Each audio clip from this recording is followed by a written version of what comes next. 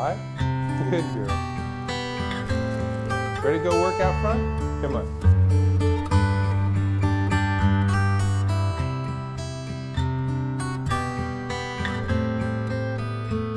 Hey, Shiloh, let's heel. Let's go on. What kid doesn't want a dog? I know I had one when I was a boy, and boys or girls always want dogs. And I learned with my first one, they just give you an unconditional love, and they're wonderful to be with. Well, 20 years later, as an adult, I found that dogs can be incredible helpers in very special ways. And I studied about that and found that Schutzhund bred and trained dogs are very capable working dogs. And so I bought a German Shepherd and trained her in a Schutzhund school. Schutzhund is really 3 parts of a training program. Obedience is first. It doesn't matter what you're going to train your dog to do in the future. If they don't do it when you ask them to, it's not really much good. Tracking is very important. It's also 30%. And then the last 30%, which is very easy for shepherds to do, is the aggression work. But first you start with obedience. An example, case in point, anyone can make their dog go and lay down, and I do so with Shiloh. But I get 6 kids or 10 kids up on stage with me and hand out treats so that they can try and tempt her. Kids are tempted by a lot of things in school, and I can make a just say no to drugs demonstration of this. And when she was small, my dog was given a clear hand signal, stay. And now that she's older, just the visual, a flash of the hand, or when I give her her stay command, then I encourage the kids to try and tempt her. Well, they find that the dog won't really look at them for very long. They look at me. And I discuss, well, do you have someone in your life who is trustworthy? Your mom, your dad, your teachers. And what they've given you to follow will keep you out of trouble. Well, then I take the food from the kids and I throw the food in front of the dog, and then I call to the dog, Shiloh, come, come. Well, she can't even be fooled because she was given a command that there was no rewards if she didn't do that command, which is just stay. Very hard for teenagers to stay put and do what they've been told to do. So then I pick up the treats, I feed the dog, and I go, you know, even a dog understands there's no rewards for disobedience, but there are if you can keep your focus.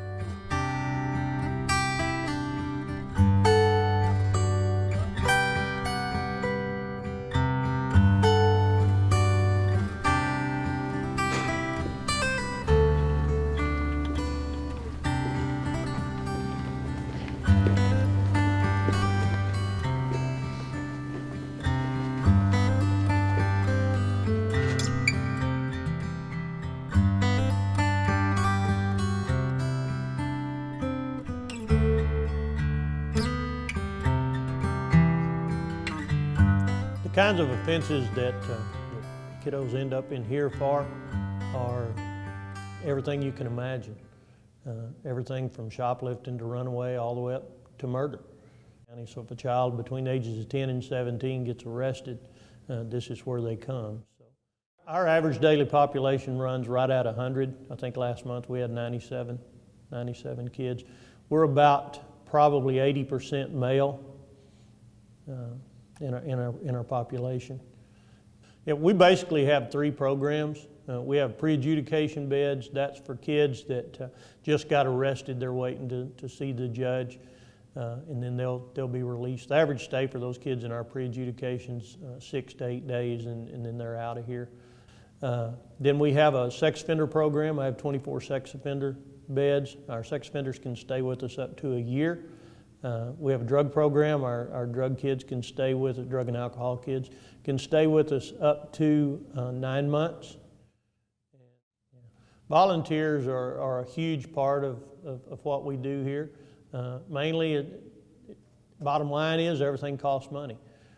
So we can't afford everything that we want to do with young people. So our volunteers are a huge piece of this.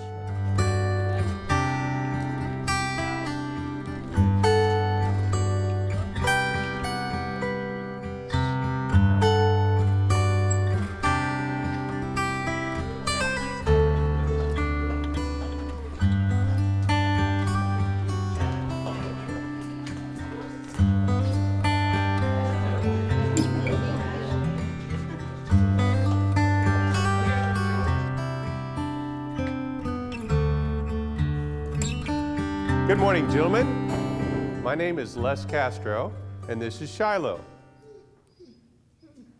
She understands 3 languages and hand signals, and she doesn't work for free, so you'll see me give her little treats. She's very tame. You can pet her. Good girl. Free. Come. And that's the first thing. If you're going to train a dog, you need to have them pay attention. Good girl. Now I want her to come around on my right side and sit down on my left, and I'm going to use a German contraction. Right now she'll scratch a little bit because she's a dog. She does have dog behavior, but I've modified that behavior and she can understand this contraction. Fuß.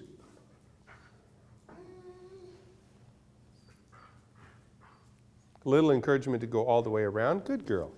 Good dog. You notice that I don't ever reward her for disobedience or disrespecting? No, I reward her for focus and obedience. So I can make her lay her chin down on the ground. How did I do that? Good girl. I can make her bark with a hand signal or German command. Which would you prefer to see? Hand signal maybe? Good. Good girl. Or revere. Yes, you are a German Shepherd. But you're very friendly. High five. Good girl. Now, the drug of choice for dogs is food. She loves these treats.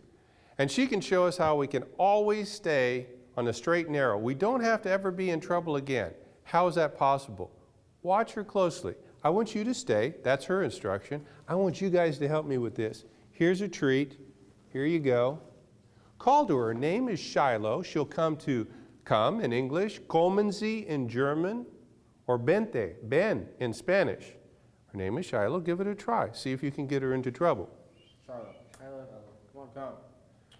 Some might say, gosh, you guys don't sound like me. Go ahead and try it again, and I'll even help you. Let's see if she can be fooled by a voice like mine. Go ahead, call to her. Shiloh. Shiloh. Shiloh. Come. Kommen Sie. Ben, hija. Bente, bente. Here, you know that Satan knows your weak spots and will place the temptation right in front of you. Where's she looking now? Good girl. She stayed out of trouble because she focused on her master. Even a dog knows you will buckle if you look at the temptation. But God promises there's no temptation common to man, that He hasn't given us a way around, that He loves us, He's always with us, and will make provision for us, that He has a plan for our future. Listen, she didn't get it right on the first time, to be gentle, to not chase cats, to do all these things. We had to build it up, but there were times when I was so frustrated with her, I wanted to shoot you. I did. Fuß. Get over there. I think I'll shoot you now. Now, come here, come here. You got to be up because I'm going to make you really go for it. Ha! Bang! Bang, bang! Bang! Bang! Bang! That's it. Hey, you're a dead dog. She even knows about silencers on guns. Good sound effect. Good dog. After all these years, I can tell you that working with kids and working with animals, there's always something that comes out that was unexpected and very much a surprise. In 15 years, my dog has never bitten a child, no matter how tough, no matter how much attitude. But quite the contrary. Once we were doing a presentation in front of 65 capital offenders. They were all seated on a gymnasium floor. We were on a raised stage, and one of the boys up front was teasing my dog with animal sounds and gestures. She was not to be trifled with, and she wanted me to understand that this wasn't a really pleasant experience with this young man. So I asked her, would she like to meet the other boys? And she wagged her tail and walked down the stairs. And she got about a third of the way through the crowd, and she laid down on a young man whose legs were crossed, and she put her chin down on his thigh. And he started petting the top of her head. And when you have an alpha dog, they don't generally like that. But she allowed that, and he started to cry. And no one gave him any mind. They didn't catcall. They didn't hoot and holler. There was an instant of eternity, of softness. The dog got up, licked the tears from his face, and continued walking through the crowd. Later, we found out that that young man had lost his mother 2 days before and had not cried since that time that he had gotten the news. How did the dog know that 1 out of 65 was in that tragedy, in a room full of tragedy? Well, he just needed a lick and a friendly face, and she gave it to him.